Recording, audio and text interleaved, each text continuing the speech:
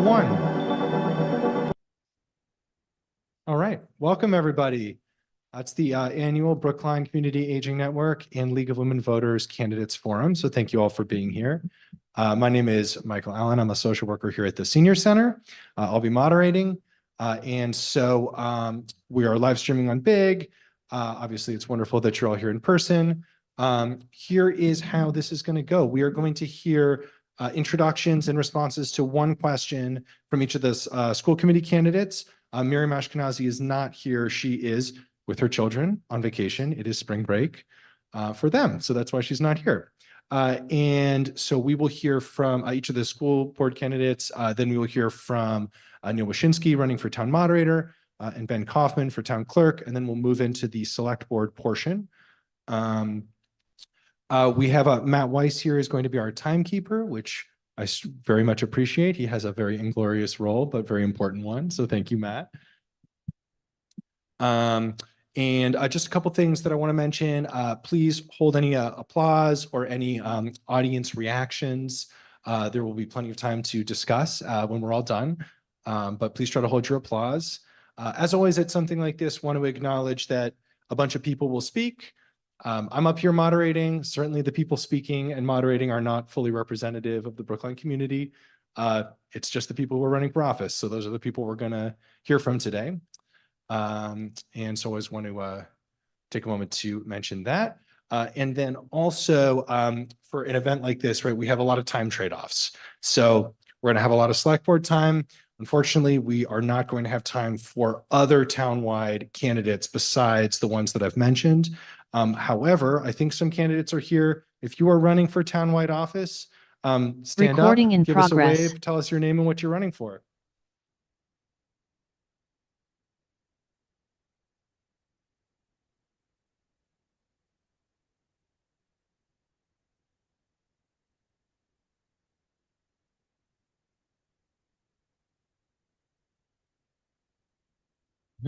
Other townwide candidates who aren't going to be speaking.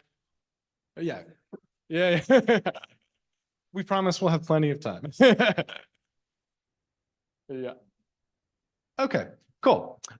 So we're going to go ahead and get started. We'll start off with the school committee. Each candidate is going to have 4 minutes.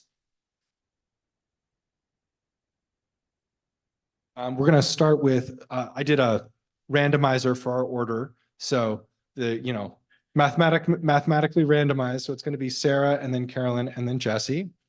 And we've asked each of them to introduce themselves. And we have one question that they have seen ahead of time. And the question is, Brookline residents have just had a 10% property tax increase and more overrides are likely on the way. These costs, borne by homeowners directly or passed on as rent hikes, disproportionately impact older adults living on largely fixed budgets. The current school budget represents a higher percentage of the town's total budget than all of the other departments put together. So how will you balance Brookline's efforts to maintain high quality schools with a community that is affordable and provides excellent services in other areas and does not rely on repeated overrides? So Sarah and then Carolyn and Jesse. So hello, I'm Sarah Mogtotter and I'm running for school committee. I'm so pleased that we're having this forum today. Is this on? Okay. Thank you. So what I was saying before is I am Sarah Mogtotter and I'm running for school committee. I'm going to begin by telling you a bit about who I am and then I'll go in to answer the question. So last November, I was brought into the school committee for a vacancy. And so I've been serving on it. My experience goes back to being a school teacher here in Brookline since 2004. I've taught in 4 of our different schools at the Hayes School, Ridley, as well as Runkle and Lawrence. I was a middle school teacher. That experience has given me a knowledge of our system, which has served me well on the school committee. I know what's possible. I know how to improve upon a system, and I know the issues in education. I have a master's in education as well. So the other thing that being in our schools has given me is a knowledge of the system. I have, it has given me relationships to teachers there. When I go on school visits, I know the people that are in the schools. And in the central office, there's people who have seen me in my classroom. They know what I think of students and how I relate to them. As well as teaching, I've also written curriculum at the state level. I've presented here in the area as well as nationally. And I have been involved in Brookline on different programming committees. So the thing that brings together the way that I approach education is something that I share with a lot of you. It's that every student that walks in our door in the Brookline schools is our kid. So I want to tell you how, if I were elected, how that would play out for me. I want to prioritize our budget for teachers in classrooms, academic subject teachers at the high school. My second point is that I always look to the research for instruction. That's come out most recently in literacy, that we look at the science of how to teach reading as our way to inform our practices. And my third issue is we've talked a lot about intolerance this year. And so I really commit to you that every decision that I make on school committee, I'm always thinking about ways to make each and every student feel as if they belong. So I hope that on May 7th, you'll vote for Sarah Mogtotter. And my slogan for that is teach every kid. Today, I wanted to answer the question that was asked of us. As you all know, the town school split was established long ago, and it's not the purview of the school committee. But as we know, the school gets 60% of the town's budget to work with. And in the last cycle, I was there for the budget cycle, we met the number that we were asked to do. I was committed to matching our budget to the amount we were allotted to spend.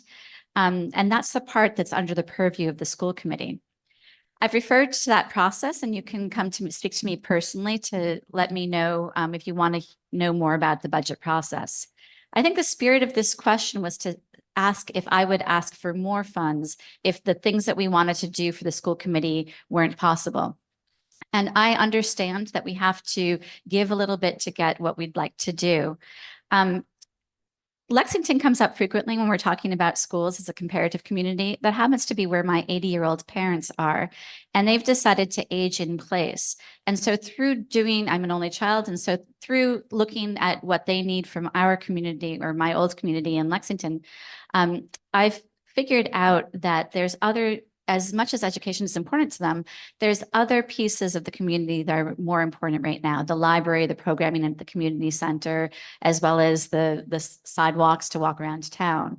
And so looking at that has really taught me that what we need to do is we needed to look at the overall resources of the town and how they impact everybody at every age. Thank you, Sarah. And just Carolyn, before you go, I neglected to mention that we're voting for 3 school committee candidates out of 4. Take it away, Carolyn. Thank you. Thank you so much. I'm going to try and do this without holding the microphone, so excuse my posture. Thank you so much for having us here. I'm Carolyn Thal. I'm going to spend my 4 minutes answering the question, so please visit my website or contact me directly to learn more about me personally and my views on other issues. I am very glad to be asked this question. How do we balance excellence and affordability and public support? Because this complex and essential question and my capacity to dig into it is a main driving reason why I'm running for school committee. I am uniquely qualified on this issue. I'm coming in with a track record of being willing to have, often initiating, the conversations that we have to have if we want our schools and town, they are one, to thrive. I am known for being a clear, critical thinker and for asking good, tough questions. And I intend to bring those skills to the school committee table. I have been a public school parent here for 13 years and counting. I'm fully committed to our public school system. And I have deep experience on the town side of government. I'm a 3-term town meeting member, and I've been on the advisory committee, on the schools subcommittee. The job there is to analyze the school department budget, and I have questions. Public schools must focus their limited resources on academics. I want money spent on our schools, on student-facing teaching and learning. Other choices and peripheral initiatives have to be examined and discussed thoroughly and in public. This has not been happening to a sufficient degree. I'm not afraid to call out overspending on non-essentials or imbalanced priorities when I see them. I'm not afraid because I love our schools, and I know we have to be clear and careful about what we're doing and what we're asking of voters, because anything else will not be sustainable. I have been outspoken about the fact that the path we're on is not sustainable. This includes our approach to school building projects. We are asking the public to fund expensive, enormous buildings that will be costly to maintain. This while we're cutting academic programs, laying off teachers, and while this senior center can't even get painted. That is not balance, and it's not right. Last year, a warrant article was proposed to town meeting calling for an outside analysis of the school department's approach to budgeting. I am the only school committee candidate who voted for that article. I supported that idea because I support our schools and I support our roads, parks, first responders, and our seniors. And I need to be convinced that we're being smart enough in our approach to all of this. We can have high quality schools and town side services. We do have to make tough choices, and they have to be the right choices. We can't make the right choices without the right or enough information. We need people at the table who are willing to ask for that information and examine it intellectually and honestly. That's me. And it doesn't mean I don't love our schools. On the contrary, it's because I support our schools and our whole town. School committee is a town-wide office, and I want our town to thrive. Thank you. Yeah. Hold the applause, please. And Jesse. Hi. Can you hear me? Yeah. Schools are magical places. They are the spaces where we grow, our minds are enriched, and our perspectives about ourselves and the world around us are deepened and broadened. I'm running for the school committee because I want to ensure that every single student, regardless of their background, abilities, or circumstances, has equitable access to an excellent education. The education we provide must be rooted in a school culture that encourages learning, kindness, empathy, compassion, and accountability. But above all, it must be a culture of respect and dignity for all members of the school community, including students, teachers, administration, and parents and caregivers. I will engage with stakeholders on issues including curriculum, academic rigor, literacy, special education, and of course, the budget. I've been committed to education for over 40 years, both within the corporate and community spheres. In retirement, I remain active in community-facing nonprofit boards. I became a town meeting member in 2022, and I'm also a member of the Pedestrian Advisory Committee. My wife, Brenda, and I raised our children here in Brookline and are active grandparents, including 2 grandchildren at the Roland Hayes School. Allow me to highlight 3 of my goals as a future school committee member. Educational excellence, every student receives what they need to succeed. Hate speech, we need to implement a framework for addressing hate speech, incorporating prevention planning.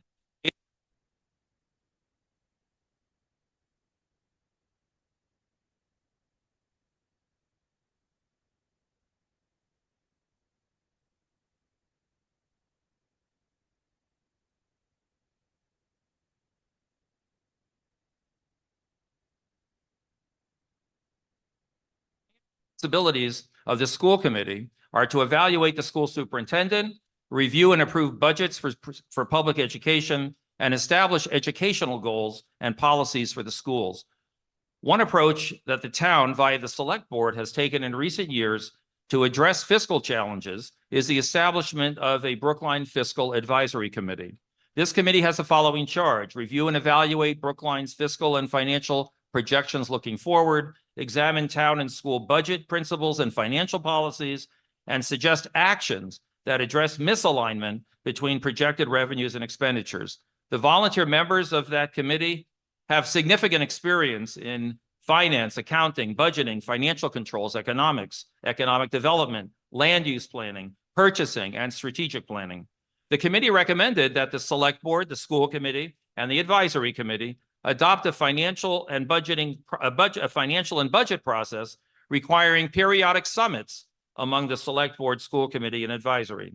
A key observation was that Brookline's annual expenses are projected to grow faster than its annual revenues, resulting in a steadily deepening structural deficit that the town administration has projected to reach $33 million by fiscal year 2027. There are different initiatives currently underway in town to explore ways of increasing revenue through economic development. Departments, including the public schools, must think about implementing procedures to efficiently manage costs, still while optimizing student outcomes. Further, making the town's budgeting process more coherent, comprehensive, and transparent will assist everyone in understanding the pressures on the fiscal side. However, all departments in town, quote from Charles Carey, require careful financial management and prudence in order to expand operations where the community seeks to do so, while still meeting our sizable and growing obligations. So in conclusion, in my hopefully future capacity as a school committee member, I will bring my experience in planning, budgeting, and managing curriculum to the school's portion of this enormous challenge. Thank you. Thank you very much to all three of you, and we can have that applause now.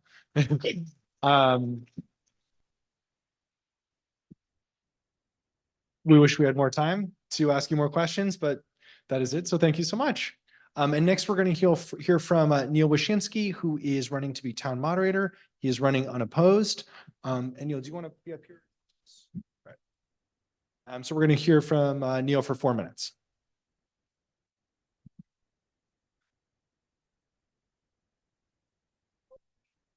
We're going to have questions for the select board members from the audience later.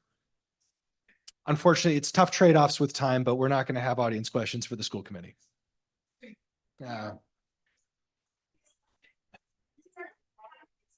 Hey, look, I hear it. There's always tough trade-offs. There's whole categories of candidates we're not even hearing from at all, and it's a huge bummer.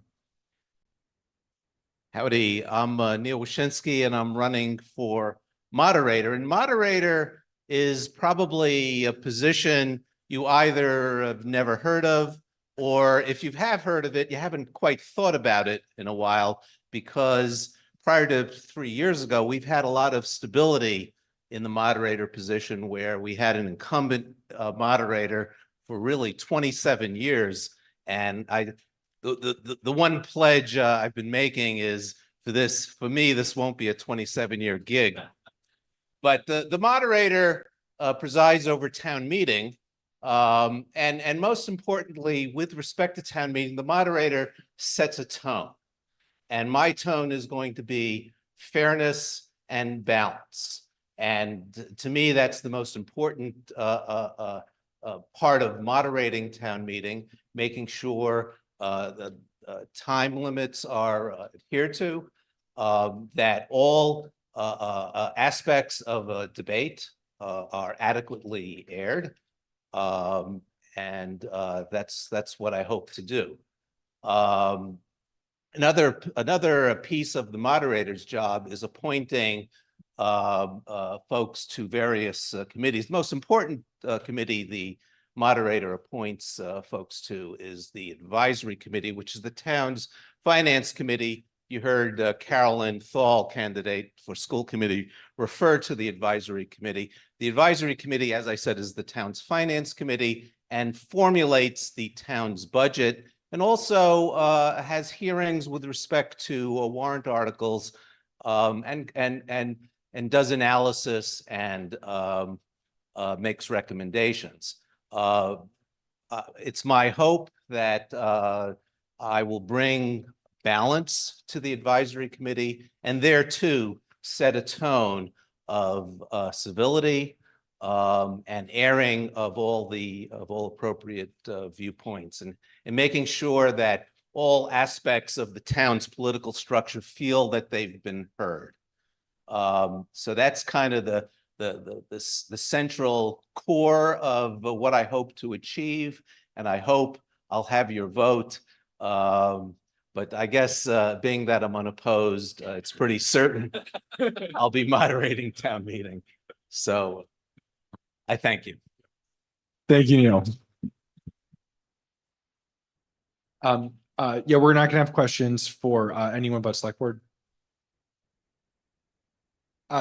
This is not a time to give a statement. So we're going to have the town clerk next, who's also running unopposed. It's not an open opportunity to make statements. So Ben Kaufman, who's the current town clerk, also running unopposed, is here, and so he is going to talk to us a little bit about that. Thank you very much, Michael. There will be audience questions for the select board members later.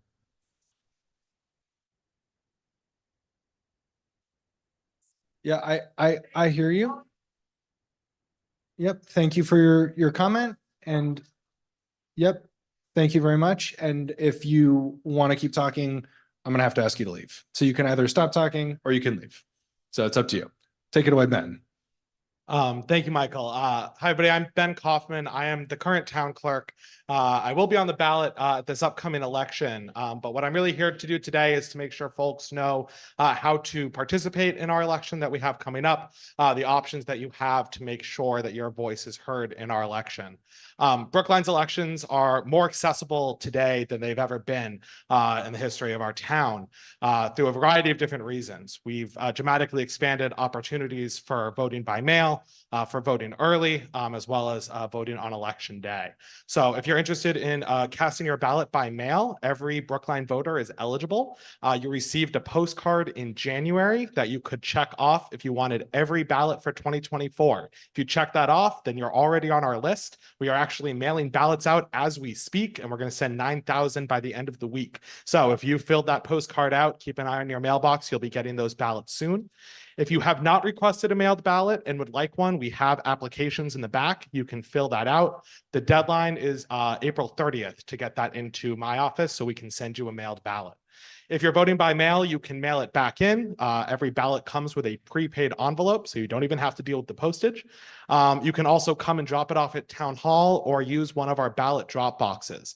They are installed in front of the Coolidge Corner Library, in front of the Putterham Library, and in front of Town Hall. And if you put it in there, it cuts out the post office. You don't have to be worried about any kind of delay. It's emptied by me and my staff. Actually, on my way over here, I was unlocking the Coolidge Corner box so people could use it, and that will make sure your ballot gets to us. If you're interested in voting in person, but maybe are busy on election day, I know it's a Tuesday, it's a busy day, folks have stuff going on, you can actually vote early. We're doing early voting starting on April 27th and running until May 3rd. And we're doing that at 3 different locations. We're continuing to expand early voting beyond just Town Hall. So early voting will occur every day from the 27th through the 3rd at Town Hall, but it will also be occurring on both Saturday and Sunday, the 27th and the 28th of April, at both the Coolidge Corner Library and the Putterham Library. So if you live in Coolidge Corner, if you live down in South Brookline, don't want to come all the way up to Town Hall, you can go to those libraries over the weekend and we can get you your ballot and have you vote right then and there and make sure your ballot is counted. And of course, on election day itself, you can go to your polling place. We have about 150 poll workers who will be sitting there from 7 a.m. when the polls open until 8 p.m. when the polls close to make sure every single person gets a chance to cast their vote. So whether you're planning on voting early, if you're planning on voting by mail, if you're planning on voting on election day, please make sure you have a plan to get out and vote. It's an incredibly important election. We have offices up and down the ballot from select board to town meeting, including for town clerk. I hope that you will consider voting for me as well. And I hope to also see everybody out there on election day. The other thing that I'll mention, while this is really focused on town elections, I do want to make sure people know that for the rest of 2024, it's a very, very busy election year. Besides May 7th, we also will have the state primary election on September 3rd, as well as the presidential election on November 5th. So if you have filled out a vote by mail application and say you want them for all of 2024, we will send you a ballot for every single election. But make sure you have those days marked on your calendar, make sure that you have a plan, and make sure that you guys get out and vote. It's our chance to be heard in our democracy, and I know we're all listening. So thank you guys very much. Thank you for being here, and I hope to see you all on May 7th. Thanks, guys. Thank you, Ben. And if the select board candidates could come up.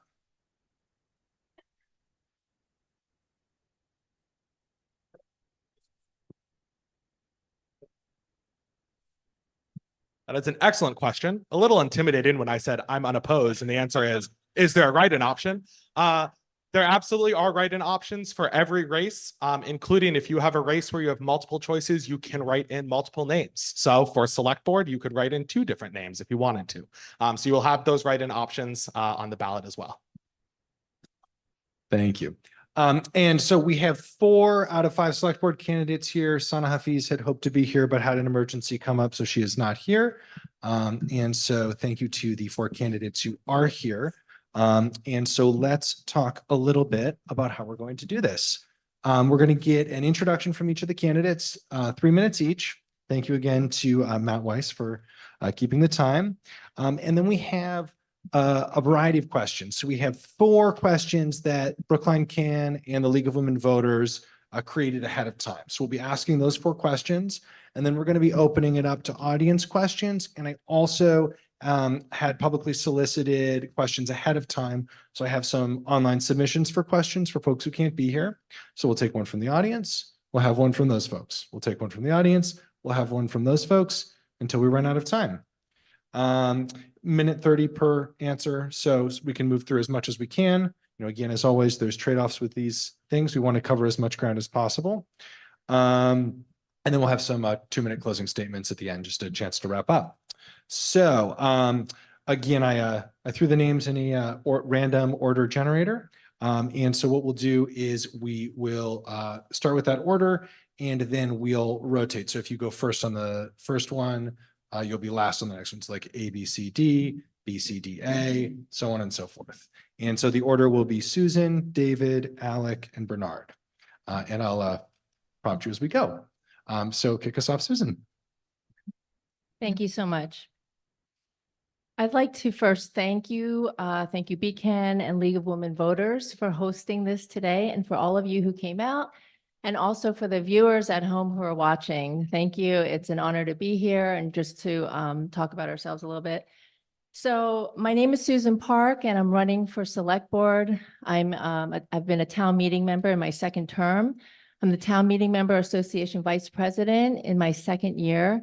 And I'm excited to run for Select Board and be that representation come May 3rd. I have a wealth of experiences serving on many different committees and boards, leading a very successful ballot referendum last May that passed in all 17 precincts. That happened because I built consensus, and I look at things with common sense, and I know what the people of Brookline want.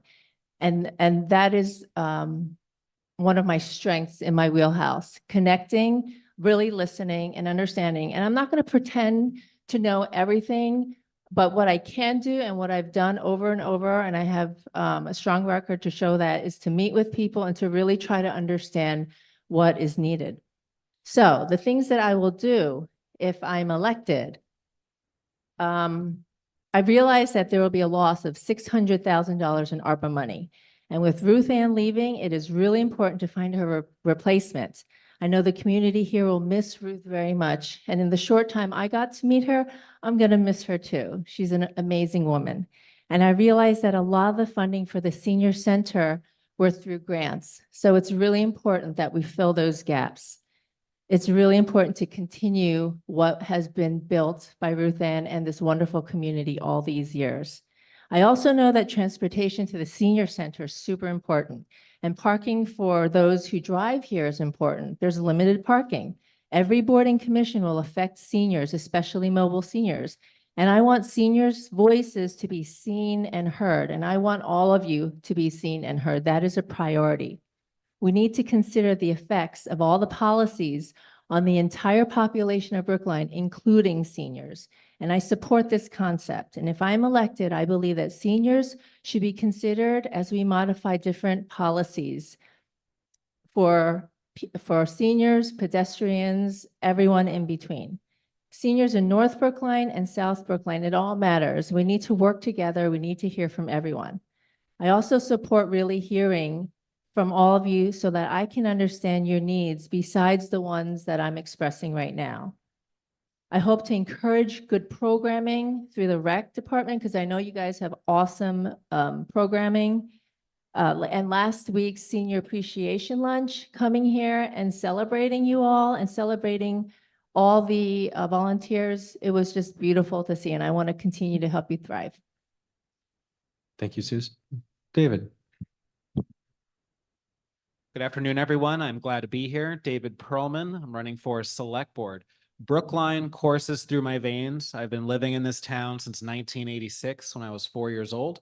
I attended the Pierce School for transition to kindergarten, as it was called back then, Lincoln School for kindergarten and first, and what was then called the Devotion School from 2nd grade through 8th grade. I stayed here for Brookline High School, graduating in 2000, stayed locally for college, attending Brandeis, and then I went to law school at Boston University. Professionally, I'm a child welfare attorney. I specialize in abuse and neglect cases, and I also help families try to reunify with their children by working with them in issues around housing instability, substance misuse, mental health, domestic violence, and public education. Both in my professional capacity, as well as based off of the outstanding experiences I had growing up in this community, I've always had a thirst for public service. And so in 2013, I ran successfully for town meeting, and I've been serving in town meeting for over 10 years. In 2018, I ran for school committee successfully. In 2021, I was reelected to school committee. And for the last 2 years, I've been serving as chair of the school committee. In that capacity, I've had the opportunity to help oversee what is our largest municipal department. We have 7,000 students, over 1,000 employees. We engage in collective bargaining, and we've had multiple successful and timely negotiations with the Brookline Educators Union and also with AFSCME. These are very important leadership experiences that I've had that I would like to bring over to the select board side. So what would be one of my priorities on the select board? Affordability. We say as a community that we value diversity and that we value having our seniors age in place, and yet we continue to overly rely on residential tax dollars in order to fund the level of town and school services that we've grown accustomed to and deserve. And we need to find other ways to generate revenue. If we truly value diversity, we cannot continue to price people out and make it difficult for those to live in this community. I am very excited by opportunities that are along the Route 9 corridors, specifically in Chestnut Hill for potential commercial growth. That would be a major focus area of mine. Also, housing affordability and tax relief, including for seniors. I'm very interested in the Sudbury model. Many of you may be familiar with a home rule petition out of Sudbury that provides senior tax relief for low and moderate income seniors when their property taxes exceed 10% of the income that they are taking in. And I think that is something that we ought to be exploring in Brookline. I look forward to answering your questions. My time is up. Thank you. Thanks, David. Alec. Thank you, Michael. Good afternoon, everyone. Nice to be with you here tonight, and nice to see so many familiar faces out in the crowd. My name is Alec Lebovitz. I'm a town meeting member representing Coolidge Corner, and I'm running for select board because I love this town. It's been my adoptive home for the last 8 years, ever since I relocated to Greater Boston. We have so much to celebrate about Brookline, including the vibrant civic life that we're all participating in this evening. But we face serious challenges as well. Our community is increasingly unaffordable. Our municipal finances are strained. We're grappling with a region-wide housing crisis, and too often we fail to live up to our community values of inclusion and equity. But despite the challenges, I have a lot of hope and a lot of optimism for Brookline's future. When we have leadership that brings people together, that listens to and respects a diversity of opinions, that is data-driven and compassionate, this community can accomplish great things. These are the principles that have guided me during my time as a town meeting member, and this is the kind of leadership I'd like to bring to the Brookline Select Board. Public policy has been my life's passion. In my career, I'm a policy analyst specializing in state and federal Medicaid policy, the safety net of our healthcare system. In various roles in the public, private, and nonprofit sectors, I've seen firsthand the impact that public policy can have in people's lives, saving them from bankruptcy or even saving lives in many cases. As an advocate, a policy professional, and as a researcher, I've spent my life exploring how effective policies are created and implemented, and most importantly, how to win support for those policies. I believe I've proven this through my work in town meeting. In the past 2 years, I've led the passage of 8 warrant articles, including 5 new local bylaws. Along with my many co-sponsors and partners, I've reduced municipal operating costs. I've made our local government more transparent and more accessible. And I promoted solutions to the housing crisis facing our community. I helped to strengthen Brookline's rodent control efforts after the pandemic by increasing penalties on repeat violators of our refuse bylaws. I worked with coalitions to put in place the strongest possible local protections for reproductive rights and for gender-affirming care here in Brookline. And recently, I initiated and led an independent review of our payment in lieu of taxes or pilot program, which has the potential. We've put forward a recommendation for a revised policy with the potential to bring in $2 million in new revenues annually for the town without raising taxes on a single resident. And last fall, I developed and led the passage of Brookline's rent stabilization home rule petition, which is asking the state legislature for permission to bring rent stabilization to Brookline to help those at most risk of housing-related displacement. As a member of the select board, I want to continue to do what I've done in town meeting, build coalitions across the political spectrum to advance the policies that matter and make a difference in people's lives. I want to see a Brookline that's affordable and accessible to everyone, that offers opportunity to all, and that celebrates our diversity and honors our values. With your help, we can make that vision a reality. I'd encourage you to go to my website, alecforbrookline.com, to learn more. Thank you, and looking forward to more time with you this evening. Thanks, Alec. Take it away, Bernard.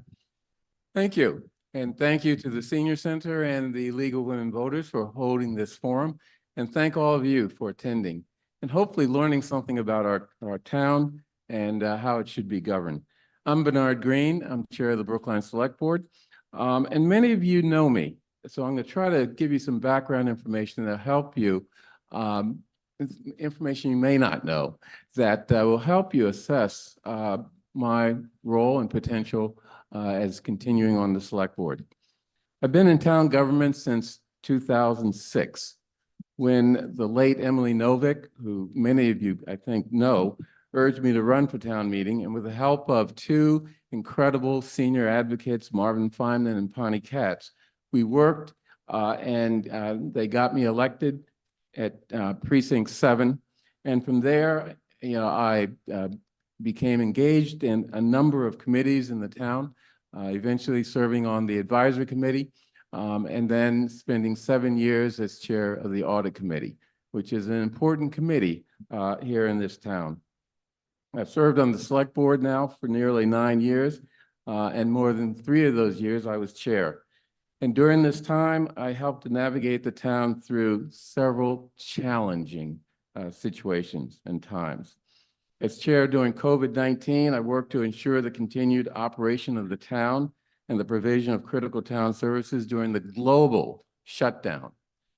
You all remember this, providing services especially to our most vulnerable residents, particularly seniors. And during the difficult period of anger around the killing of George Floyd, I successfully resisted calls to defund the police and to disparage the Brookline Police Department for things that happened elsewhere. And I mention that because that's very, very important for seniors in particular, who rely on police not just to catch robbers or protect them from being attacked in the street, but also play an important role in terms of providing the sense of security around critical institutions in town and investigations of the scams and schemes that threaten seniors, throughout the country, but including here in Brookline. I'm not running for re-election to the select board on the promises I make during this campaign, and I will make a lot of promises, or the great ideas I have, and I have some wonderful ideas. However, I am running based on what you know about what I have done over the years here in town for the betterment of Brookline. And I see that my time is up, so I will stop right there. Thank you. All right. Thank you all for this. Hold the applause till we're done with this portion, please. Thank you all for those introductions. As I mentioned, we have 4 pre-selected questions from Brookline CAN and the League of Women Voters. So we're going to ask those questions, and then we'll go to audience and public questions that were pre-submitted. So first off, and I promise you it's not deja vu, Brookline residents have just had a 10% property tax increase, and more overrides are likely on the way. These costs, borne by homeowners directly or passed on as rent hikes, disproportionately impact older adults living on largely fixed budgets and anyone outside the upper class of society. Meanwhile, the current school budget represents a higher percentage of the town's total budget than all other departments put together. Many perceive that town services have deteriorated, and town employees' salaries are not competitive with those of other surrounding communities. How will you balance or contribute to the effort to balance Brookline's efforts to maintain high-quality services, including schools, with an affordable community? And David, you are first up for this one.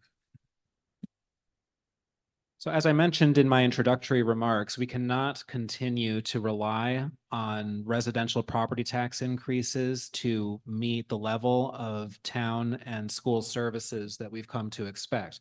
And so one of the ways that we address the structural deficit is by making sure that we have very sound budgeting practices that can help inform us on critical decisions around trade-offs. And so one way to do that, I'm personally a fan of the zero-based budgeting approach. I think it's important for every town department to justify their budget request in specific detail about why do they need what it is that is being requested. And that applies to the schools as well. No department should be sacrosanct in terms of the need to establish and present why it is that they are making a particular request. Beyond that, it's critical that we look to expand our commercial sector. We do have some opportunities for that, in particular in Chestnut Hill along Route 9 West. And as part of the comprehensive planning process, where we will be looking at every parcel in town, trying to figure out what is the most optimal use that can help generate revenue, but not just revenue generation, of course, also making sure that it meets the needs of that neighborhood and of our community as a whole. So it is something that's complex, but it's a process that we are starting to undertake and that we need to fully commit to. Something else I'm interested in doing is renegotiating our pilots. Pilot means payment in lieu of taxes. Now, those are well, I guess I'm done, but hopefully I can address some of this later. Yes, thank you, David and Alec. And always happy to pick up the discussion on pilots. I've spent more time than I'd care to imagine thinking about it. I agree with David on a lot of points here. My top priority on the select board will be the design and implementation of a comprehensive revenue plan. The reality is it's not just town services that are feeling the sting. We just saw major cuts to our school departments as well. We risk, if we do not explore all of our revenue options, falling into a cycle of shortfalls and devastating budget cuts, which we just simply cannot allow to occur. So there's a couple legs to the stool here. I agree, pilots have to be one of those. As I mentioned, the plan for reform policy that we've put forward could bring in up to 2 million new revenue each year without raising taxes. Commercial development, also a very important part of this process.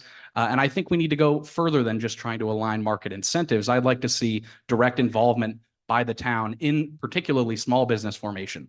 Let's get someone on the town side who can help with technical assistance, with navigating the permitting process, and maybe even exploring micro grants to get small businesses off the ground. I think rezoning is another key element of this. We saw a good first step with Harvard Street. We have other commercial areas that I think can accept new housing development, particularly multifamily. That's exempted from Proposition 2.5, meaning this will take the burden off of existing residents if we can intelligently develop new housing. And finally, I do want to be clear here. I don't think we're in a position to break the cycle of overrides. The only community that has done so is Boston, and I don't think we're going to become Boston anytime soon. But with innovative thinking and approaches, I think we can design them more transparently. We can employ ladder voting to lower that total amount or make sure we're getting value. And we can be more transparent about how we put them together. And that's what I'd like to see. Thanks, Alec.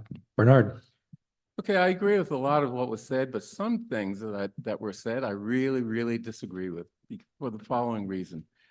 We live in a community. Sorry, Regina.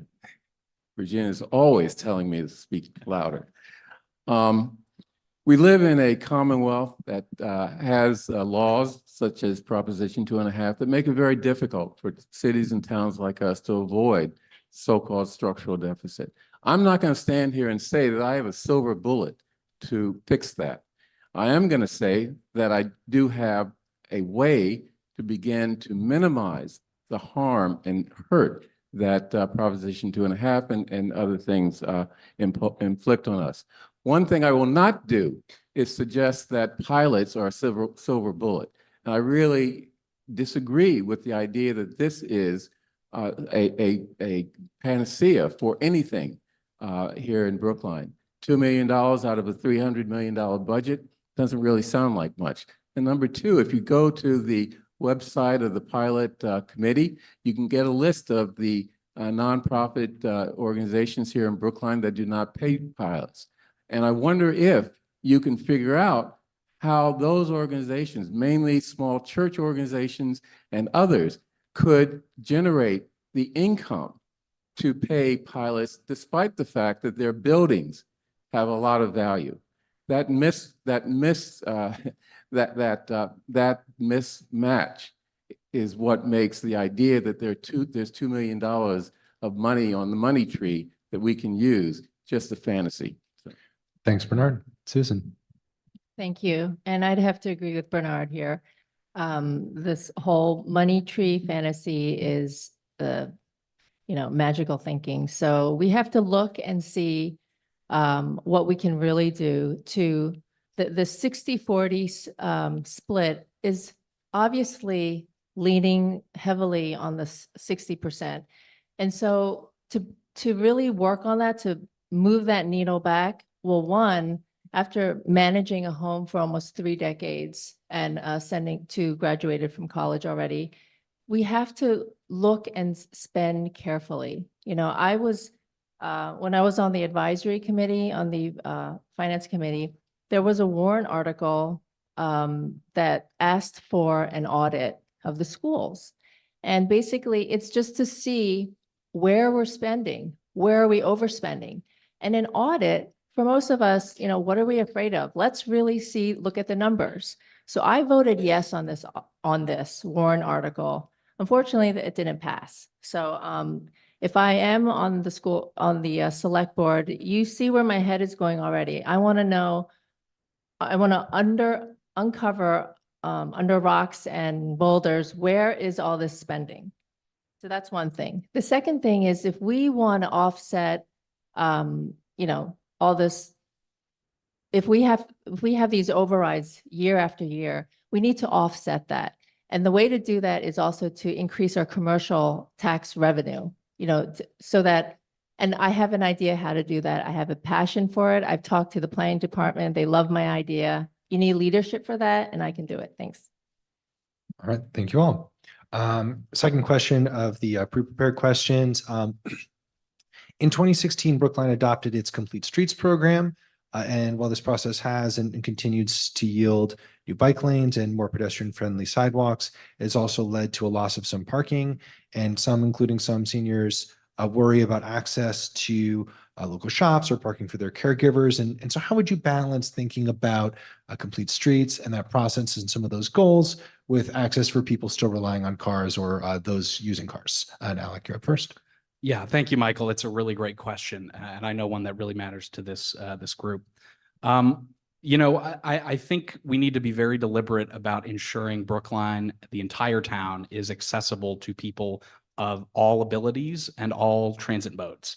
The sad reality is right now, due to shortages of parking in some areas, but also due to really poor, I think, sidewalk and road conditions in other areas, there are folks who are accessibility limited or perhaps mobility limited who simply cannot access all parts of Brookline. So I think ensuring adequate parking access is a big portion of that solution. But another part of the solution is, I think, continuing the complete streets process. While not everyone is able or will choose to use a bike to get around, the more folks we encourage to adopt biking or pedestrian mobility options, the more availability for parking there will be for folks who do need to use a car or choose to use a car to get around. I don't see these two processes necessarily in contention. I think if we're intelligent about the way we implement complete streets and where we build biking infrastructure, they can actually complement each other and also reduce our per capita emissions as well and help us stay on course for our aggressive sustainability goals. I think we can do a lot of incredible things in Brookline. I just recently learned the most educated community in the country. Almost 2/3 of us have at least graduate degrees. So I think we can handle these two issues at the same time. We can chew gum and walk at the same time. Thanks, Alec. Bernard. Thank you. I agree with Alex to some degree with respect to how we can balance both complete streets and making sure that certain communities are not excluded from the consideration of the implementation of that. And that's an issue that the Select Board has been trying to address by ensuring that a few things. Number one, ensuring that senior advocates are on boards and commissions so that their voices are heard and so that people who know what the issues are, the unique needs of seniors, are actually at the table when decisions are made about complete streets or any other issue. But it's not just seniors that have to be on the boards and commissions. We all are owed. I mean, I am, at any rate. But that's not the reason why I have ideas that relate to the needs of seniors. It's those people who have thought about unique needs of seniors and who have worked to implement their goals that we're looking for on boards and commissions. But also, we have to make sure that departments, boards and commissions, even if they're composed of teenagers, have on their agenda, how does this affect seniors? How does this affect other communities? Because it's not just on us as seniors to think about these things. This has to be an issue that everyone considers so that we don't end up with a situation where certain groups or certain age groups needs are satisfied and others are not. So I see my time's up, so. Thanks, Bernard. Susan. Okay, this is a great question and a really important question, especially since the process is unfolding. And I think it's really important that all of us here come to the table. We're all welcome, and it's important that you are seen and heard. And the way that you're seen and heard is to have a place at the table and to share the things that are important to you. After speaking to the transportation director, I've been on the phone with him a couple of times, went to the Sam Mintz interview, and there is a little bit of misinformation. He was saying that the complete streets is really for everyone. It's for our entire community, for the young, for the old.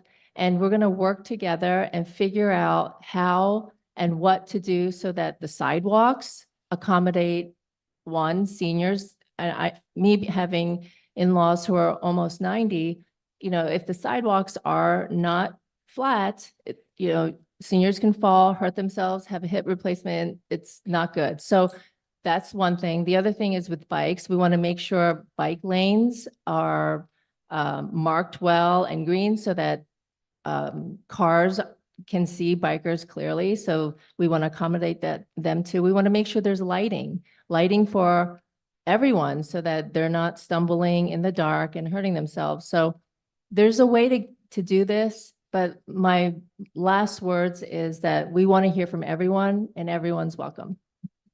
Thanks, Susan. David. So I'm also going to invoke complete streets, but as a part of comprehensive planning as well, because we want to make sure ultimately that all of our neighborhoods are accessible and are walkable and are safe. And in order to do that, we need to make sure that we do have plenty of parking, especially for seniors and those who have mobility impairments, that our sidewalks are flat and properly repaired so that they're wheelchair accessible, and also accessible for those with young children. I'm a father of a 9-month-old, so I'm noticing this a lot more now. Some of our sidewalks that have cracks in them and divots, and so that's also a part of it. We want to make sure we have adequate lighting, so it's not just the street infrastructure itself, but how well lit are some of these areas that are also traversed by our seniors, because sometimes it's not about the surface, it's about can you see because it's too dark. So that's another important element of this. I do not see the interests of bicyclists and of automobile traffic and of our seniors as in opposition to one another. It's not a competition. We can provide infrastructure for all three. And actually, as Alec had mentioned earlier, the more bike friendly you get in certain areas, thereby reducing the amount of traffic to an area, the more space you potentially have for those who truly need vehicles. And so I think this can work in concert with one another, and that would be my approach. Thank you, David. So moving on to our next question. So one article is brought forward by the Zero Emissions Advisory Board in November 2022, aimed at eliminating fossil fuel emissions in Brookline, have created confusion and fear among some of Brookline's older residents about whether or not they'll be required to retrofit their houses or purchase an electric car. And want to ask about this specifically as an example of communication with the public. So as a member of the select board, what would you do to ensure that complex issues like this are sufficiently discussed with the public to promote a thorough understanding and create this kind of fear and confusion in the future? Bernard, you're up first. Okay. The select board actually spoke with the beginning of this year to make sure that their work is consistent with the needs of the town.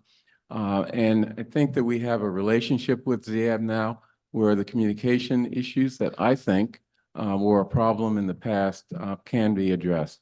ZAB, has done a number of things in the electrification initiative, including providing how-to documents on their website to help seniors and other residents of the town to figure out how to address issues of electrification. Electrification for many people is going to be very expensive, and many people won't be able to do it. We have to acknowledge the fact that not everyone is going to have a geothermal plant in their backyard. That's not going to eliminate our climate crisis. Brookline is such a small speck on the globe that we don't need to hurt certain segments of our population in order to ensure that our climate actions are totally complete. And what I mean by that is that we have to bear in mind that we're balancing needs of our residents, particularly seniors and others, with the need to minimize or reduce our fossil fuel usage and electrify our community. That's the balancing. It's going to be difficult, but it has to be done. Thanks, Bernard. Susan. Excuse me. So what I would do if I were elected as select board member is, one, fill the sustainability director. This role has still been unfilled for I don't even know how long.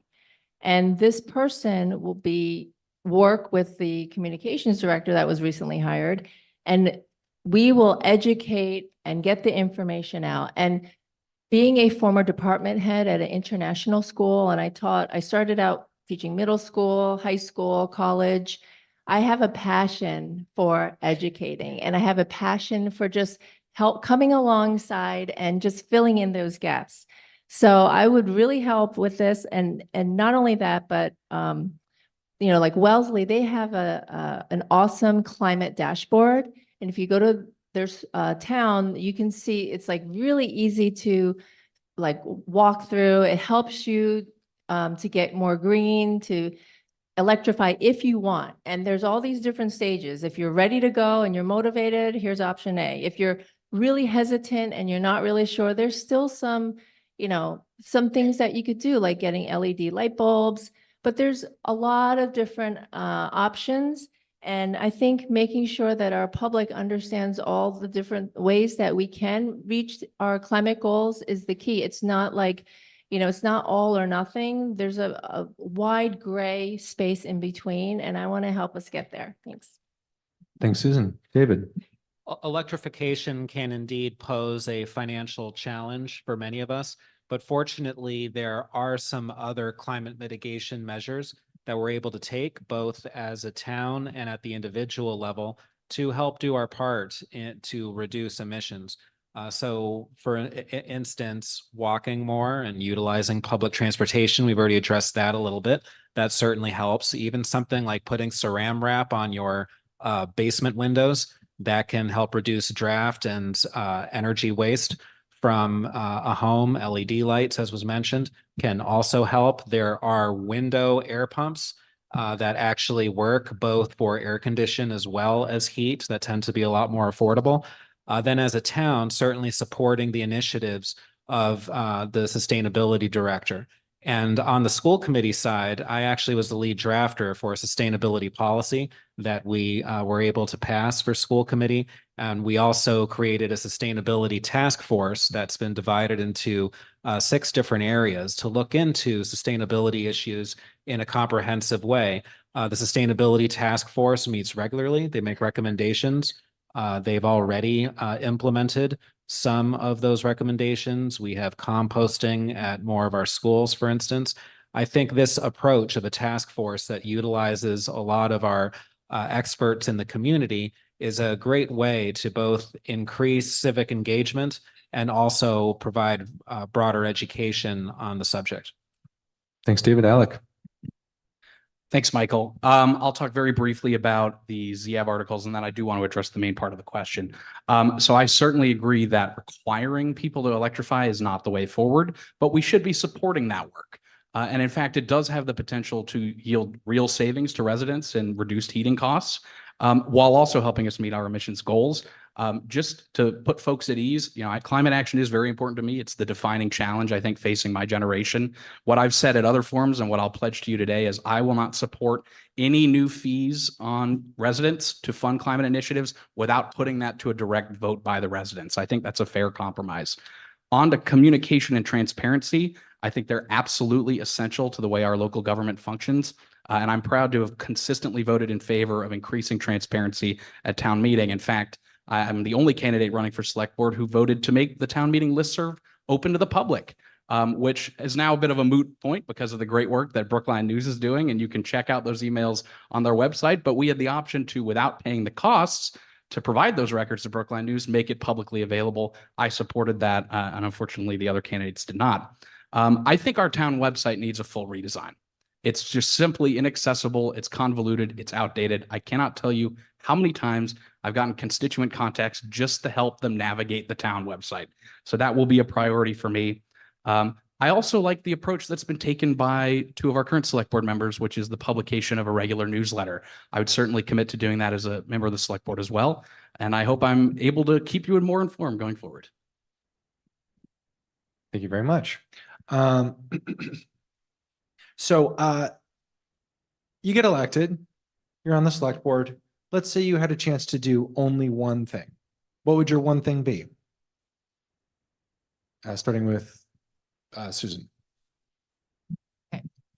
The one thing that I would do for our town I would want to hear from my constituents. I would want to hear from our community, because everyone has a different need. We have parents with kids, students, we have seniors, we have young professionals, we have young families who need a home. And I want to, hear from everyone, because when we put our heads together, we can really make a difference and we can come up with the solutions. So, I mean, that would be my one thing. And then once we have the information, then, I'm known to roll up my sleeves and get to it. I want to solve problems. I want outcomes. And, everything that I've put my hand to, we created something that was better, including during COVID. I was the PTO chair for the RLA school. We were building the plane while we were flying it. With my team, we basically built community. And so we solved a lot of problems. We brought people together. We brought a lot of joy. And that's basically what I would want to do for our town. And I would need to hear from, people would come forward and share your concerns, because that's really important to me. It's the human side of it. And then we get to it and find solutions. Thanks, Susan. David? Improving the quality of life of our residents. And that includes making sure we're a more affordable community, making sure that we open up amenities that already exist within our borders to our residents. So where I was going before with bringing up pilots is if we renegotiate our pilots, even just for purposes of having our nonprofit universities and private high schools and elementary schools say, 2 days a week, our fields are open to Brookline residents. Dexter has an observatory. Twice a month, Brookline residents can come to our observatory. That wouldn't cost them anything directly. And actually, it would possibly reduce our expenditures somewhat, because we wouldn't need to maybe rent as many playing fields, rent as many other amenities that we currently do, and it would improve quality of life. Then in terms of these affordability initiatives, incentivizing affordable housing, engaging in the comprehensive plan, complete streets so that our residents are happier because they're not getting into as many accidents, because we have our roads being properly maintained, our sidewalks being repaired, and et cetera. So I do think that quality of life should always be at the center of any initiative that we take, whether it's proper budgeting, whether it's fixing our streets, whether it is providing more amenities to the public. That should always be at the core of it. Thanks, David. Alec? So hard to pick just one, but I think the most important issue facing our town right now is what we heard earlier in the school committee panel, our structural deficit. As I mentioned previously, this is the ticking time bomb. This is what threatens to put us into a vicious cycle of revenue shortfalls and service cuts that will affect our quality of life here. So as I mentioned, my top priority on the select board will be creating a comprehensive revenue plan.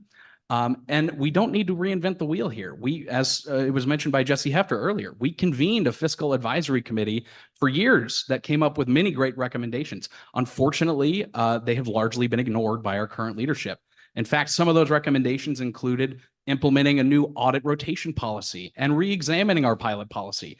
Though no action was taken on those recommendations until myself and my colleague Mike Toffel in town meeting put warrant articles on the docket and made them go forward. Similarly, we've got great studies that have already been done on where we can do or drive commercial development like Route 9. What we lack is focused political leadership. This is what I want to bring to the select board. And like I mentioned, I think transparency is key here. As I said, overrides are going to be part of our civic life in Brookline for the foreseeable future, but they can be more transparent. We can utilize ladder voting to ensure we don't raise taxes any more than is necessary or acceptable to residents. And we can also take an innovative policy approach to reducing that overall ask. For instance, raising the CPA surcharge 1% brings in millions in state funding as opposed to just a 1% increase in an override. So that's what I'd like to address. Thanks, Alec. Bernard? Thank you. To say what one thing we would do is kind of a difficult, if not silly, question. As soon as you start focusing on one thing, the town is so complex that many other things begin to fall apart. But since you insist, The thing that I would focus on, and that I've always focused on, is how do we maintain financial stability of our town under the difficult circumstances of state law, as well as, you know, the condition of our economy over time. Yeah, that requires a lot of little structural things in terms of how the select board operates, how the town budget process operates, and other things in order to provide the type of stability that enable us to do all the other things that we want to do. Everything from services to addressing housing affordability, addressing environmental issues, et cetera. My approach has been to try to structure the way that the select board relates to the budget, which is not our budget when it goes to town meeting, but we can relate to the budget in such a way that we will have some control, not control, but we will have some influence to departments as they put together their budget with respect to long-term concerns and long-term goals that we as a select board have. Our concerns and goals, of course, are based on what we're hearing from the community, and we hear a lot, and we incorporate that into the process. And my time's up, so if you want me to talk more about that, see me afterwards. Thank you very much. So we're going to move to some questions. So if you want to ask a question, throw your hands up and I'll get a little sense. So we have a couple. Okay. And we're going to go question from the audience, question from pre-submissions from the community. Will any of you make a commitment to have 1 hour a month office hours? The second question is, will any of you make a commitment that the town administrator 1 hour a month has office hours? Because the notion of transparency, great communication, being seen and heard, there are a number of us who have tried to have that happen, and promises have been made and they haven't been lived up to. So is there a commitment on the part of each of you? Question about office hours. David first. As to myself, I would certainly commit to regular office hours and probably more than an hour a month. I actually do that now as a part of being chair of the school committee. When someone requests a meeting with me, I'll meet with them. And that is something that I will take with me to the select board. If elected, I will meet with anyone. Now, in terms of what I would ask of the town administrator, I would be just 1 out of 5 on the select board. So that's not necessarily my call alone, but I would certainly encourage the town administrator to meet with constituents, because I do agree that it's an important part of transparency and good government to make our leadership available to the public. And I do think that it's a good practice for all of us to regularly make ourselves available. And so that's a commitment I'd absolutely make. Thanks, David. Alec. Love this question. Love the idea. Would absolutely commit to. I agree with David. I think 1 hour a month is the bare minimum. I think you could do several more hours a month. I also agree, I think, with David's assessment in terms of the town administrator.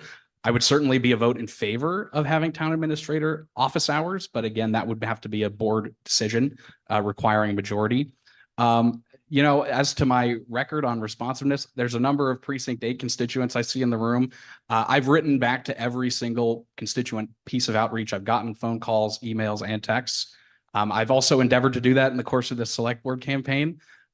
Even in the case where people are very angry with me or, you know, just strongly disagree. If you write to me, I will always get back to you. So my commitment is I'll have as much of an open door policy as working full time and being a volunteer select board member permits, and of course would commit to those office hours. Thanks, Alec. Bernard. Actually, right now I have 24 hours, 7 day a week office hours. People call me and I answer the phone, as everyone knows. People write to me. I try to write back where appropriate. The select board is beginning to set up a system whereby emails that come into the select board are addressed by a selected select board member. No email, except for, of course, the template emails. No email is ignored one way or the other. But like I said, 24 hours, 7 days a week, I get phone calls. people are not unreasonable though, so I don't, I don't get them at 3 o'clock in the morning. But, you know, we get phone calls, we respond, and it's a very important way of communicating and finding out what is on people's minds, so. Thanks, Bernard. Susan? Yes, and I absolutely agree. I am available via email or phone or even on my website. If you go to my website, there's all these different options and there's even a place where you can write to me and write a letter. So that's with my former English teacher hat on. But, you know, even now, when people text me or call me, you know, I say, what would you like to talk on the phone or would you like to go get coffee or Zoom? So I'm totally open to the public, to my constituents, to really anyone. And, you know, if someone calls, you know, I might not get back at that hour, but I will get back to everyone. So I believe I have a track record for that. And what's even better would be even having a meal together, because when you have a meal together, you have lunch, dinner, then you can really hear what the other person has to say. So absolutely on the office hours. Well, thank you all. So it's a question that was submitted ahead of time from someone. Under Massachusetts law, all employees who work for over a year are eligible for up to 26 weeks of paid family and medical leave to take care of themselves, their family members, or bond with children. Municipalities, however, are uniquely not required to participate in the system, but may opt in. Brookline has not done so and offers a comparatively austere 4 weeks of paid parental and no paid medical leave to non-union employees. Union contracts, meanwhile, also offer worse benefits than the state system, as highlighted by the recent Newton teachers strike, where lack of paid leave comparable to what all other workers in the state receive was a major bargaining issue. So as a member of the select board, would you support Brookline's participation in the Massachusetts paid family and medical leave system?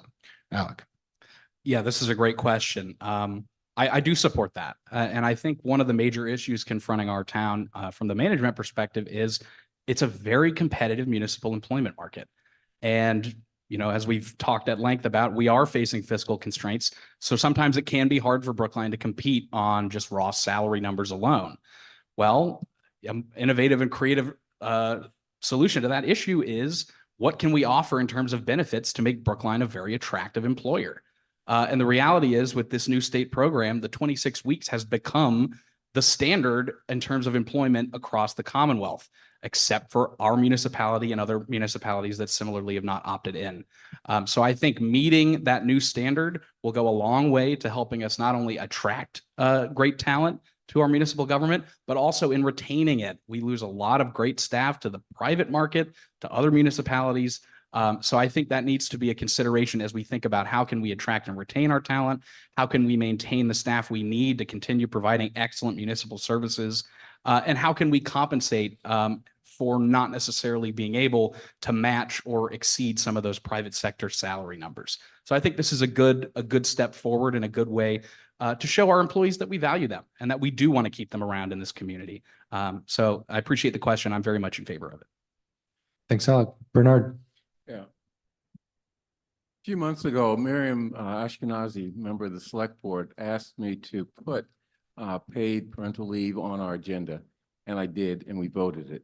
Now, that doesn't apply to unionized workers who are subject to negotiated benefits, but I don't know where the idea that we don't have paid parental leave in the town of Brookline comes from, but you know, we did vote that, and I agree that's an important benefit for employees, especially during these times. Thanks, Brian. Susan.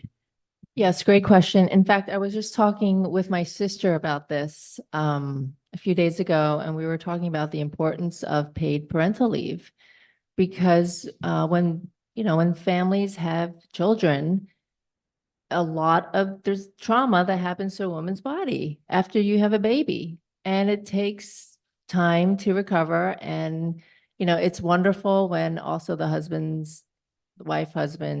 can assist and support, you know. So I think, you know, I agree with what everyone said. To be competitive and to keep people in Brookline, we want to offer the same things that other towns that are similar to Brookline offer. And being a mom of 3 daughters, And I just think that it is really important that parents have some time, before they go back to work, and they should get paid. So I definitely support that.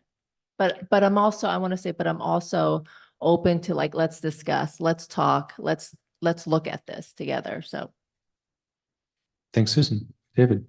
I certainly agree that paid parental leave is critically important. We want to have high morale in our public employees, and it's difficult to do that if we're falling short in certain metrics. Something that I am very proud, though, that we do as a town. So the public schools of Brookline have a program called Materials Fee Students, and that allows the children of municipal employees, not just teachers, but municipal employees as well, to attend the public school system for a reduced rate. And there are a lot of our municipal employees who take advantage of that program. And that is something that I believe has been effective in helping to recruit highly talented individuals to come work for Brookline. And we need to be creative in finding other examples such as that one that we could utilize as a community to try to encourage more high quality applicants to come to Brookline and to work for our various municipal departments. I am perhaps, other than Bernard, the only candidate who has very direct experience with collective bargaining. So parental leave and the rights of our employees is something that is often central to collective bargaining negotiations. And I've been a part of multiple successful and timely negotiations with the Brookline Educators Union, with AFSCME, where I am also a member of the negotiation subcommittee of the school committee. And certainly many of us, all of us, I would say, want to make sure that our employees are well taken care of. Thank you. So hit his hand up last time. You'll be next. So is that cool? Hi, thank you. My name is Alan Shepro. I'm a resident of Precinct 9. And I've got a question about tax monies that are received by the town of Brookline. I recently read on Brookline News that the town received $225,000. I'm going to round it up to $250,000. And it's been understood that this money was supposed to have been earmarked for something artsy in town. Now, reading on the news article on Brookline News, this $250,000 was used to paint and decorate 10 electric utility boxes throughout the town of Brookline. That's basically $22,500 per electric utility box. So my question is, when we get this money, and this money came from the federal government, there are some 255 town meeting members, 5 select board members. We've got many other people who affect the budget here in Brookline. Why couldn't this money, which is supposed to be, again, earmarked for artsy type concerns, be given to something artsy within the town budget, and then take that money and reallocate it for things like the crappy roads that we have here in Brookline? And I'm talking about the area of Harvard Street going down towards Alston past TJ Maxx, or the fact that why does a senior center have to do a lot of its own fundraising? Thanks, Alan. So please hold your applause. And Alec. Or do I have it wrong? Bernard first this time? I missed my cycle up. Yeah. Okay, Bernard first. I mean, you can't remember. I Yeah, can't. geez. Take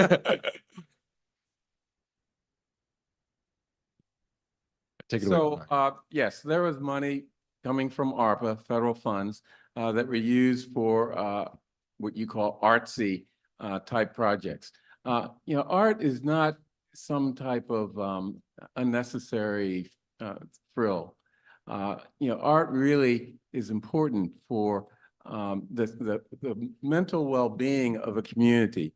And whether you like the use of this money to paint the utility boxes, I mean, that we can discuss that. But I think that you cannot say that art plays a very important role. The beautification of the town, music, and other artistic endeavors, which are not only important for our town, but are a critical part of our educational system. So, we can talk about whether that's the best use. I think I like the fact that the utility boxes don't look so crappy, and that they beautify the streets here in Brookline. But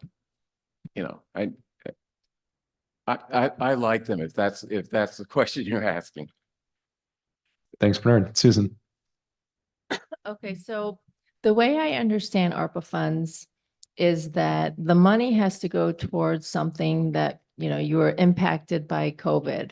And so the way I understand it is that to decorate these utility boxes, the whole idea of beautifying Brookline with art is something that, like Bernard was saying, could be very appealing to some of the public. And I will say my mom, she was an artist. She was designer, and my daughters are artists as well. They get it from grandma because I'm not that artsy myself. But I do think that, it's kind of similar to some of the if you go around Brookline, they painted part of the half wall, and I mean, it does beautify Brookline. But having said that, I think it is important to use our money wisely. But I think from what Bernard was saying, this was ARPA money, and there's a prerequisite of how you spend the ARPA money. So, Thanks, Susan. David. I do think it's important to look at the fine print about any restrictions for spending that money. Oftentimes with ARPA or with grants in general, it's for a very detailed purpose. And so you might not be able to divert those resources as easily as one might think. However, if it were truly a complete choice for town meeting, as you presented a hypothetical, I would certainly agree with you that that's not our highest priority. And when we are dealing in difficult fiscal times, it's critically important to spend the dollars that we do have coming in very wisely. And that's why I mentioned earlier that I think zero-based budgeting is critical, so that every department is justifying its asks, and in that manner, we can have a transparent discussion about trade-offs and see what would be the best way to spend any additional money that's coming in. But again, specifically to this ARPA money, there were likely certain restrictions around how precisely it could be spent. Thanks, David. Alec. Yeah, really appreciate the question, Alan. And I think we are in such a budget situation that's going to require us more and more every year to distinguish between what is the nice to haves and the need to haves. And my mother is also an artist, so she'd probably kill me if I didn't make space to say that public art is important, and there is a really important role for it in our community. But ARPA money was also earmarked for use to assist folks who were hardest hit by the pandemic. Well, in Brookline, that includes seniors, and that includes residents of color.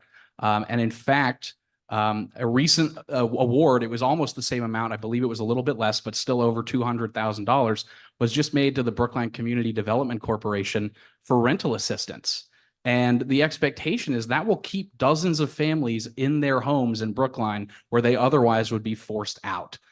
So from my perspective, that is certainly not the best use of that money. Not when we're seeing budget cuts to nearly every municipal department this year, not when we're seeing significant cuts made in the K-5 world language program, not when we have a senior center, as you mentioned, that can't seem to even get a fresh coat of paint funded by the town.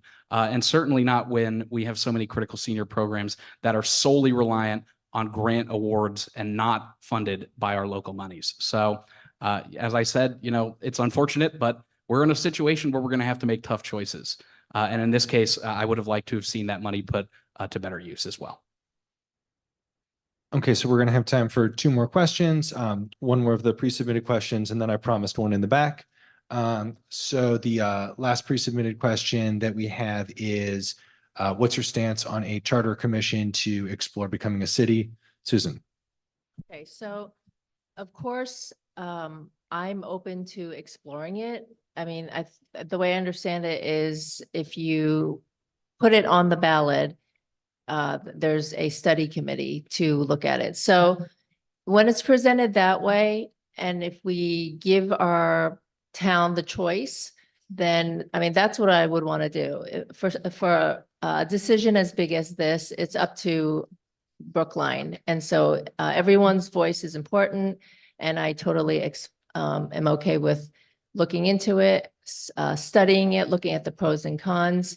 But I do think that it's really important that when we study it, it's to really think about the all the details, because sometimes, like what we've seen in the past, questions were put on the ballot and you don't have all the details, and then you vote on things that, you know, you really didn't mean to vote on. So I think this is very important to get it right, look at the details, and the people on the committee, it should be very balanced, and, you know, people know what they're doing. So that's my answer. Thanks.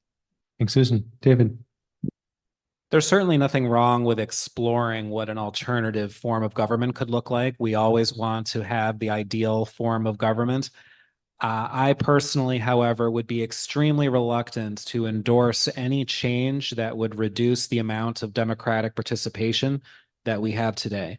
I think that part of what makes Brookline such a special community is that we have so many people who are thoughtfully engaged at all levels. And they run for town meeting, and they apply to serve on various committees.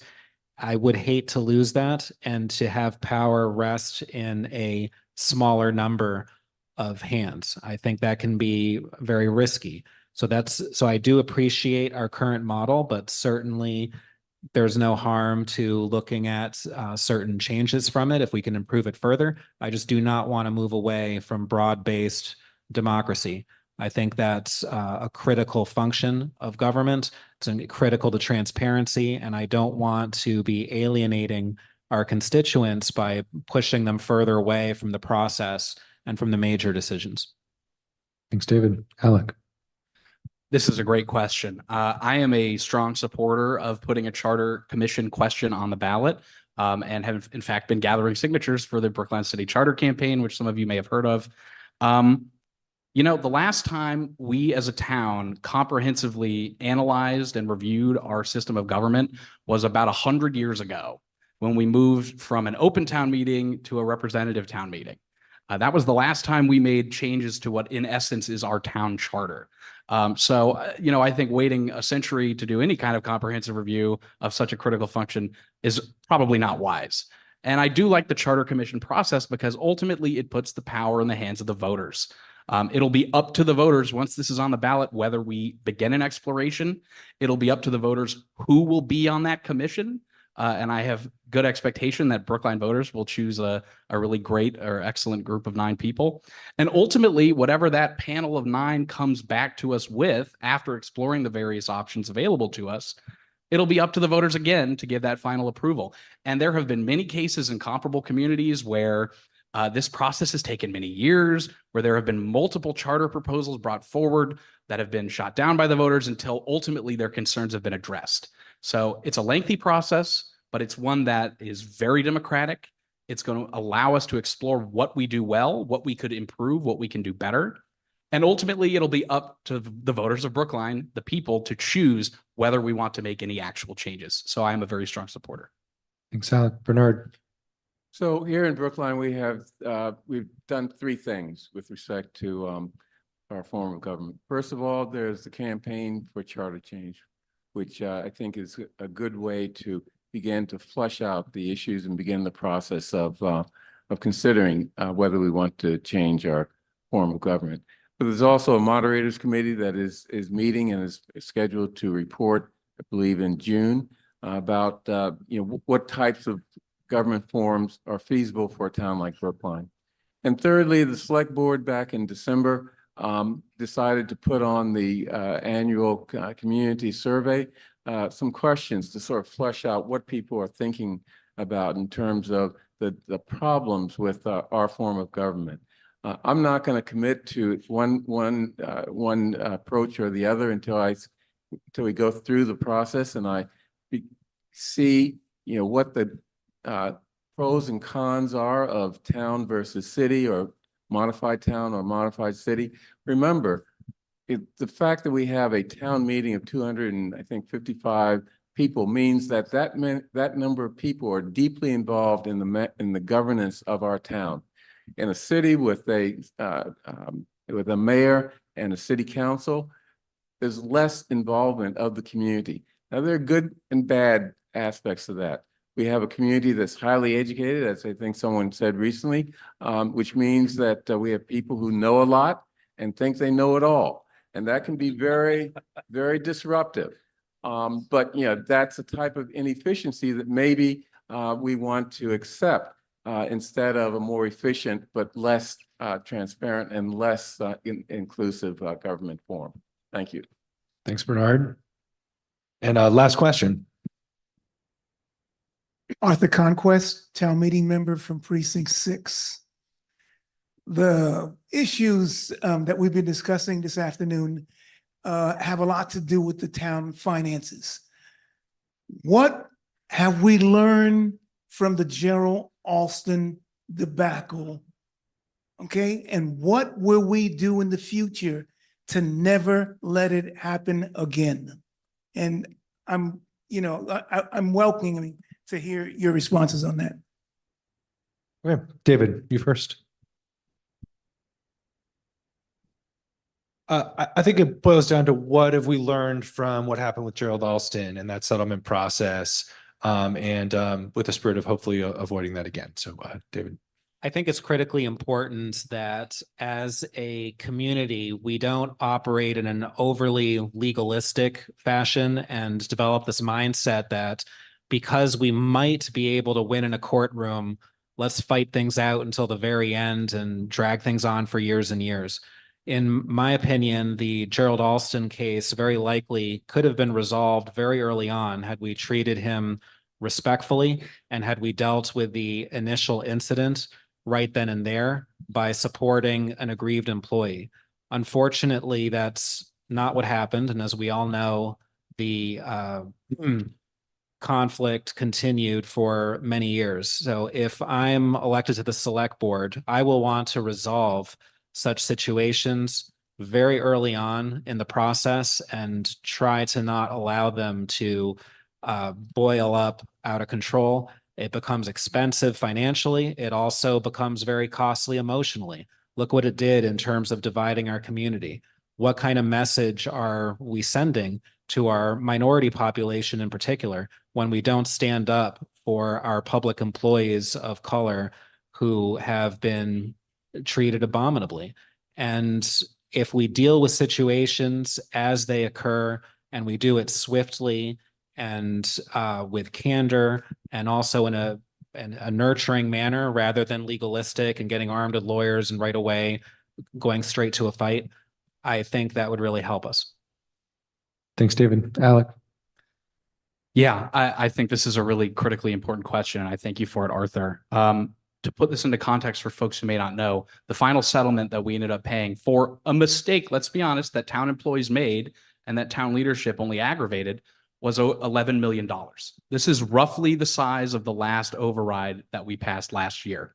So not only does racism harm our community, lower staff morale, it harms our town finances. It puts all of us at risk. So we need to make it absolutely clear from the top down that there is no room for racism, for prejudice of any kind in Brookline.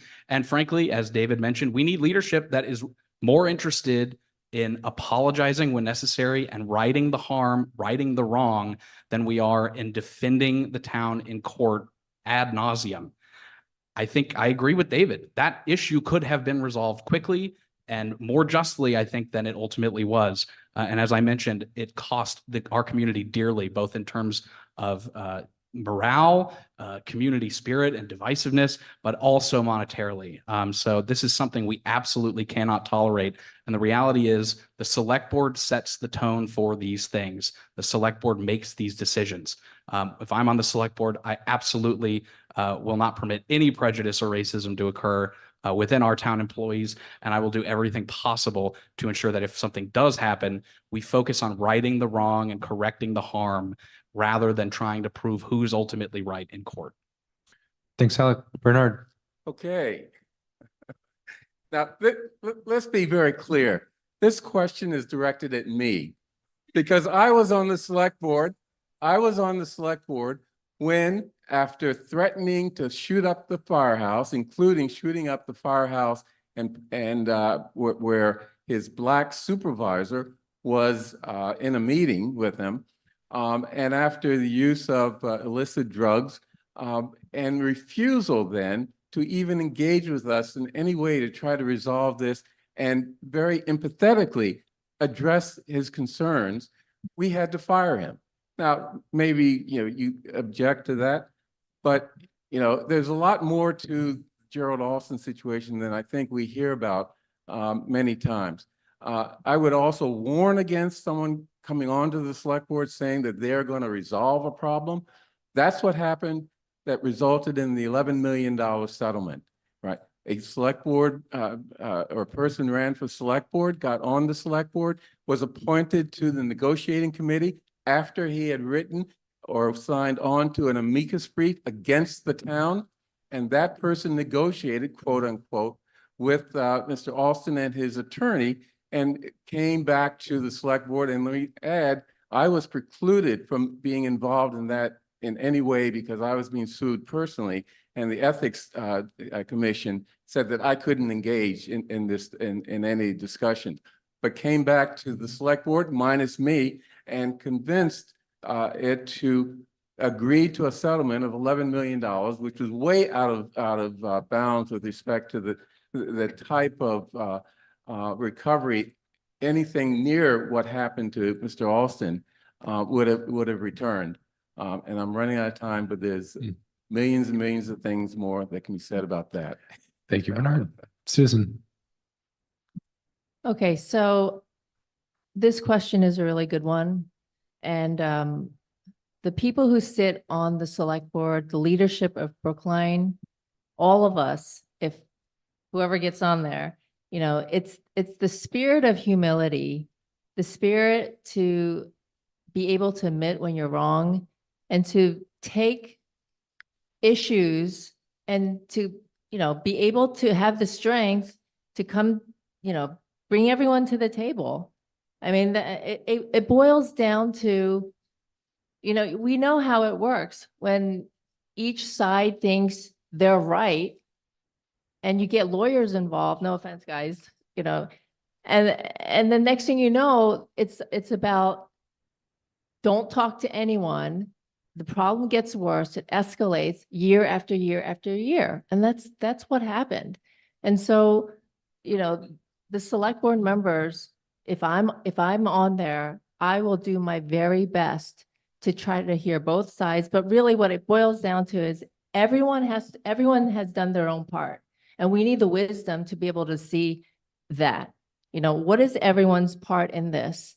And then make decisions based on that. Thank you, Susan. And that's going to be it for our questions. And so 2 minutes each for just closing statements to wrap things up. Alec, you are first up. Thanks, Michael. And thank you all for coming out here to listen to us this afternoon, evening. It makes it much more enjoyable to do these things when we have an audience. So we appreciate you for coming out to listen to this, I think, rigorous discussion about municipal policy and the real differences that exist between the candidates running for select board. I do want to encourage folks in the full spirit of transparency. Don't just judge us by our words. I encourage you to judge us by our actions as well. And I have, as a candidate, taken steps that I think can try and make this race a little more transparent. If you go to my website, alecforbrookline.com, you can see our full town meeting voting records for all four of us over the last 2 years. I'd encourage you all to take a look, get to know the differences both in approach and policy between us. And hopefully that will help you make up your mind in what I think is a very tough choice on May 7th. We've been asked frequently, what would we reflect on after our first term and judge it to be a success by? There's two things that I really would like to see happen. One is if I've made local government more transparent and more accessible to more folks, I think that would be a massive victory.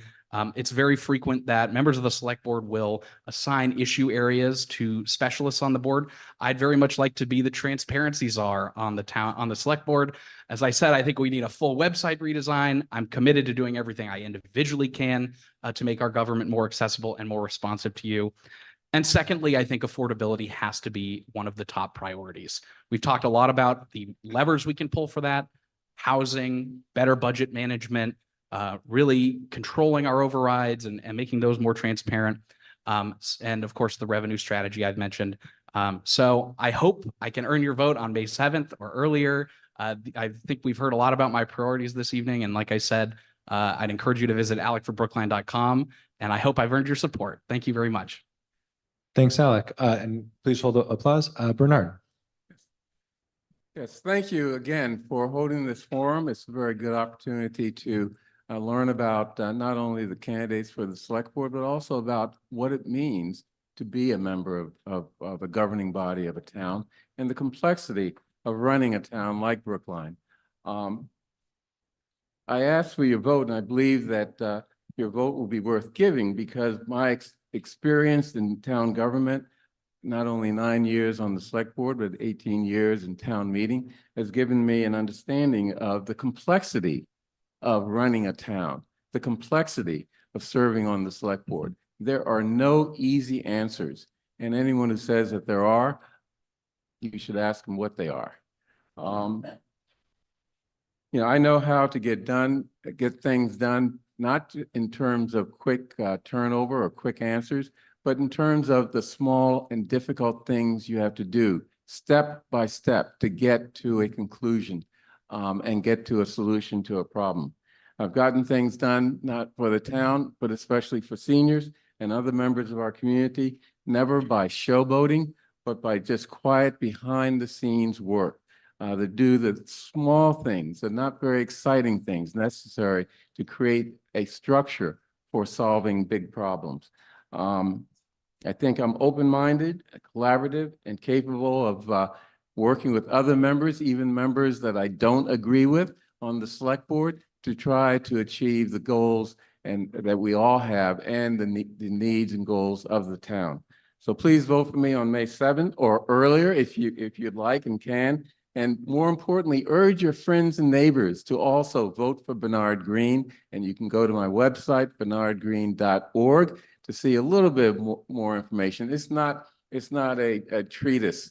I haven't put a treatise on the website. I just have basic information there, but that's very useful. Would be very useful for you. Thank you. Thanks, Bernard. Susan.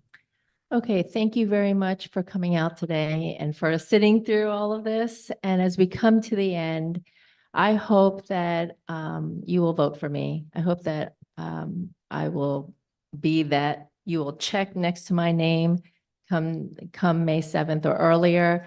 You know, actions speak louder than words. During COVID, when I had the freedom to write articles for the Brookline tab, I wrote on articles that were important, that brought accountability. And I wrote about the seniors. There are a handful of articles I wrote because I was worried about the seniors. I was concerned that they would slip through the cracks.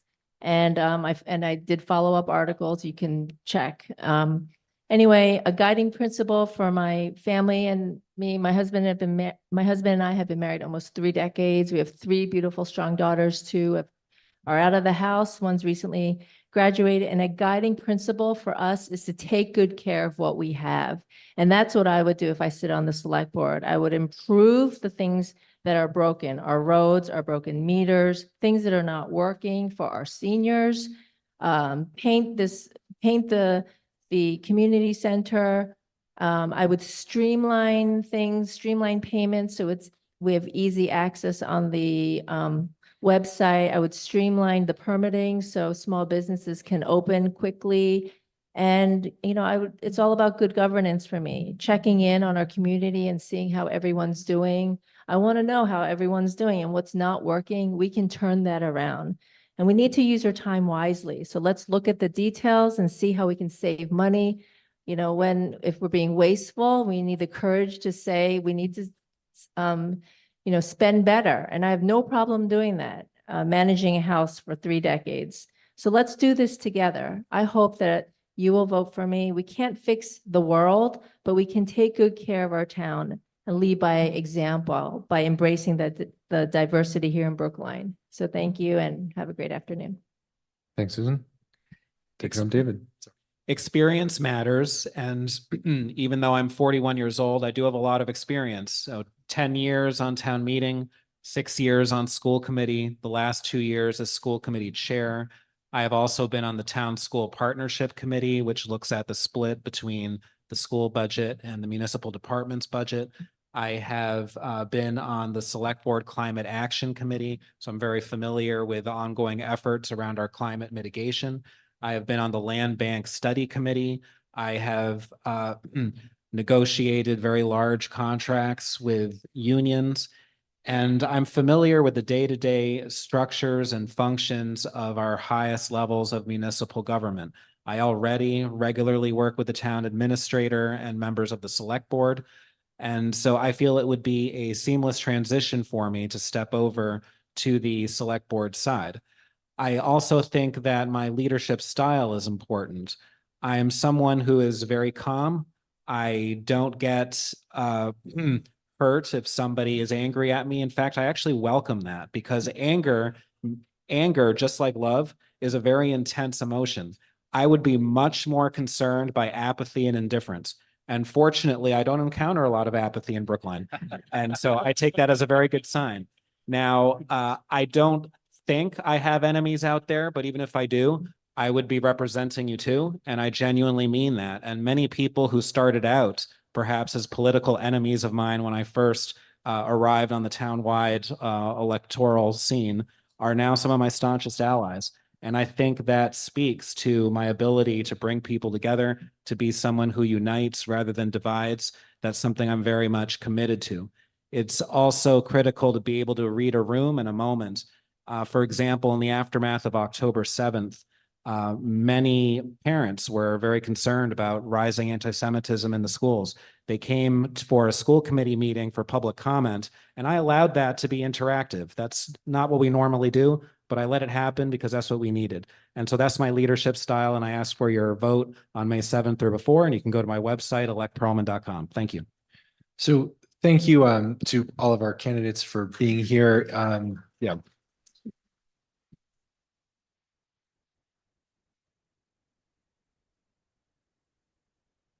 It takes a tremendous amount of personal courage to put yourself forward in the way that you all are doing. And so thank you very much for doing that. Thank you to Matt for keeping time. Thank you very much. And to Brookline CAN and League of Women Voters for sponsoring this forum. Hope you all have a good night.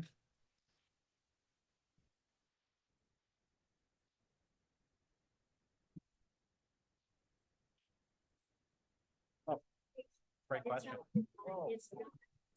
100% agree. So I have a couple, there's a lot to talk about there. Because it is a contribution. One of the biggest things to extend that you have an email list of people who trust you and pedestrian that's what a glaring oversight. You know, I do live in Brookline. I see it's successful rolling out new bike infrastructure. That's not what's happening in South Brookline. So even within the neighborhood.